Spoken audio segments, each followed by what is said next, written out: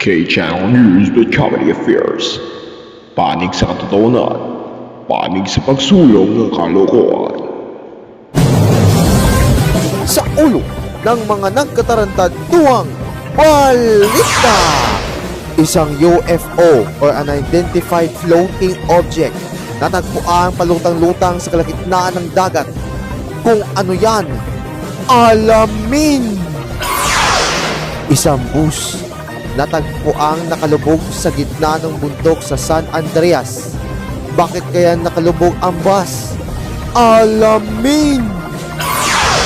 Mga pampasaherong bus sa iba't ibang bahagi ng Pilipinas naghahanda na para sa darating na Semana Santa.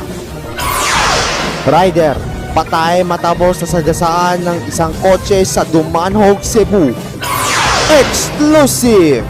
Rapper na si Reigns 999 kakasuhan ng murder kasunod ng pagkamatay ng isang American national kung saan nabaril ito sa harap ng isang motel sa Barangay Lahog sa Cebu City. Di tamo buhat dyan kung sala sa tao kung ang tao walay sala, di ba? Ako na ang akong gusto, di ba ko sa tanan kay di ko mahitabo butanga kung wala siya namastos. Isa sa mga viral na kanta na Selos ni-remove sa lahat ng mga online streaming platforms. Bakit kaya? Tutukan sa Celebrity Patrol.